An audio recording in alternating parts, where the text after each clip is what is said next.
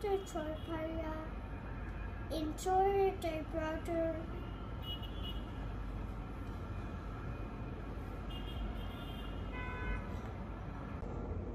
I love you so much. Reporter Chorpaya, Interior Typewriter.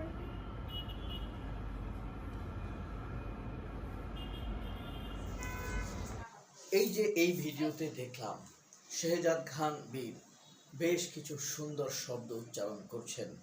সুন্দর, সাবলীল, পরিপুষ্ট, সুন্দর, পরিচ্ছন্ন একটি শিশু বেশ সুন্দরভাবে আওড়াচ্ছেন। কার উদ্দেশ্যে? অপবিশ্বাসের ছেলে আবরাম খান জয়ের উদ্দেশ্যে। কেন? আবরাম খান জয়ের জন্মদিন। কেমন আছেন আপনারা সবাই? আশা করি অনেক অনেক ভালো আছেন। আজকের ভিডিওতে খুব বেশি তথ্য প্রমাণ উপস্থাপনের বিষয় নয়, তবে কিছু অতীতের কাসুন্দি আপনাদেরকে স্মরণ করিয়ে দেব। শেহজাদ খান বীর তার বড় ভাইকে শুভেচ্ছা জানিয়েছেন গত বছর, আপনাদের নিশ্চয়ই মনে আছে, যখন আবরাম খান জয়ের জন্মদিন। হ্যাপি বার্থডে বলে সুন্দর, খুব ভাইরাল হয়েছিল সেই ভিডিওটি। সেখানেও উপবিশ্বাসকে আমরা দেখছি কুটিলতা করতে, জটিলতা করতে, ষড়যন্ত্র করতে।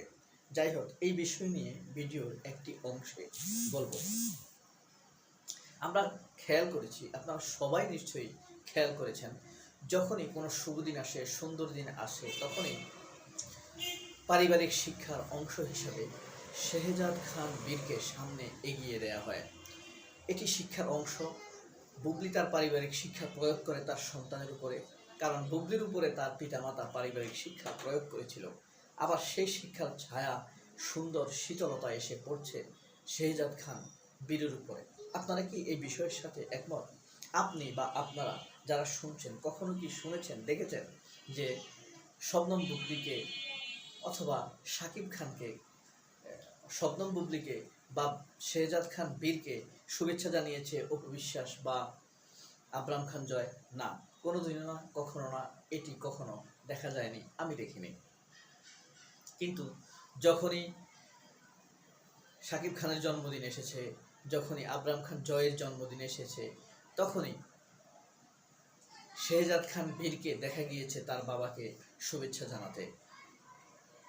সামাজিকভাবে হলেও, প্রকৃতপক্ষে আবরাম খান জয় যদি শাকিব খানের সন্তান নাও হয়ে থাকে, সামাজিকভাবে তো স্বীকৃত, কিন্তু সেটা মেনেই তার বড় ভাইকে শেহজাদ খান বীর শুভেচ্ছা জানিয়েছে, স্বাগতম জানিয়েছে।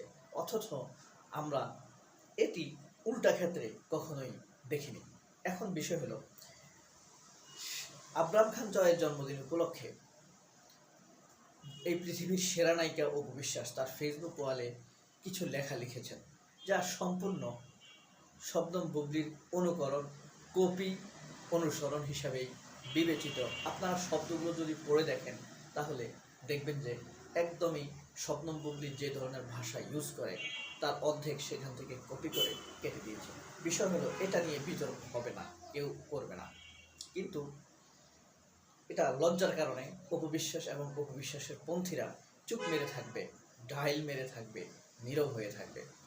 তো একটি বিষয় আপনাদেরকে আমি স্পষ্ট করে দিতে চাই, অপবিশ্বাস নিঘোর স্বার্থপ্রেমী, স্বার্থান্বেষী বা স্বার্থপর মহিলা হিসাবে মানুষের কাছে কিন্তু প্রতিষ্ঠিত। স্বার্থ ব্যতীত সে মানুষের দিকে তাকিয়ে হাসিও দেয় না। আমাদের আশেপাশে এমন কিছু মানুষ থাকে, আপনি দেখবেন যে তারা যদি আপনাদের দিকে তাকিয়ে হাসিও দেয়, আপনার ভয় লাগবে, এই লোক কোন স্বার্থ জানি অজান্তে আমার কাছ থেকে উদ্ধার করে, আমার জানি কোন ক্ষতি করে দেয়। অপবিশ্বাস হলো সেই শ্রেণীর, সেই প্রকৃতির, সেই ক্লাসের, সেই পারিবারিক শিক্ষাপ্রাপ্ত মহিলা। কোনোদিনও কারোর ভালো হোক এই জিনিসটি সে চাইবে না, তার ভিতর থেকে আসবে না।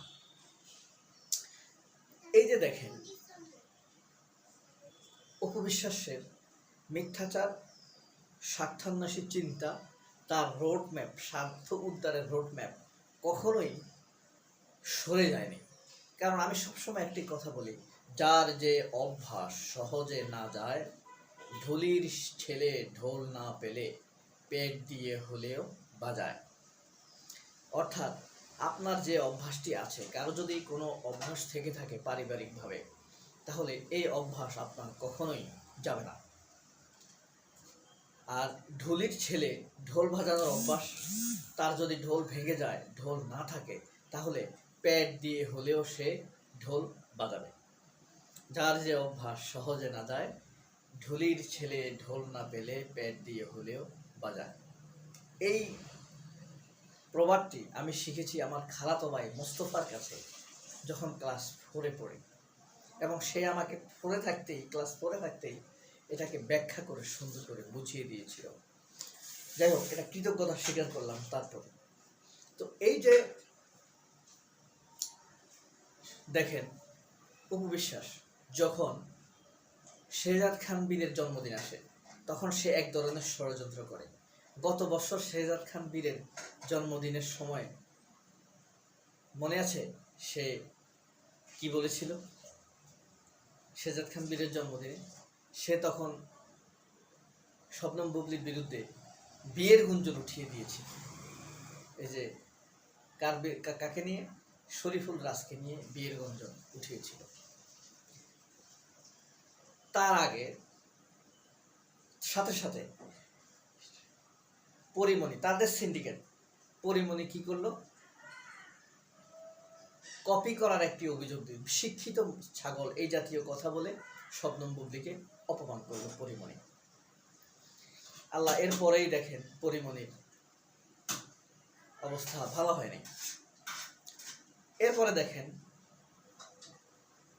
এর আগে শাকিব খানের জন্মদিনের সময় বা শেহজাদ খানের জন্মদিনের সময় যখন শাকিব খানের বাসায় কেক কেটেছিল, শাকিব খানের জন্মদিনে শেহজাদ খানকে নিয়ে কেক কেটেছিল, তখন কি ষড়যন্ত্র করেছিল অপু বিশ্বাস?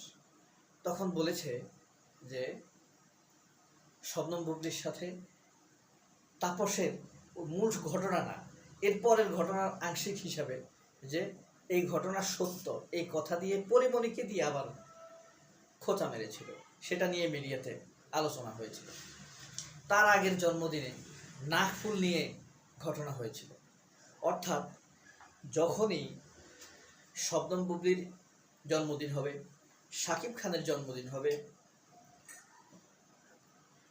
শেহজাদ খান বীরের জন্মদিন হবে, শবনম বুবলির নতুন সিনেমাতে সাইন করবে, শবনম বুবলির নতুন সিনেমা মুক্তি পাবে, অথবা শবনম বুবলির কোনো পুরস্কার পাওয়ার সময় হবে, সেই সময়গুলোতে নিশ্চিতভাবে নির্ঘাত শবনম বুবলির বিরুদ্ধে কোনো না কোনো অভিযোগ আসবে। আপনারা সবসময় এই জিনিসটি খেয়াল রাখবেন। এই কয়েকটি সময় আমি আবার বলি, যখন শবনম বুবলি জন্মদিন, আব্রাম খান শেহজাদ খান বীরের জন্মদিন, শবনম বুবলির জন্মদিন, শেহজাদ খান বীরের জন্মদিন, শাকিব খানের জন্মদিন, শবনম বুবলি যখন নতুন সিনেমা সাইন করবে, নতুন সিনেমা যখন মুক্তি পাবে, যখন সে কোনো পুরস্কার পাবে অথবা পুরস্কারের জন্য নমিনেটেড হবে, তখনই শবনম বুবলির বিরুদ্ধে অপু বিশ্বাসের দিক থেকে কোনো না কোনো একটি না একটি ষড়যন্ত্র হবে। সবাই অনেক অনেক ভালো থাকবেন। আল্লাহ হাফেজ। আসসালামু আলাইকুম।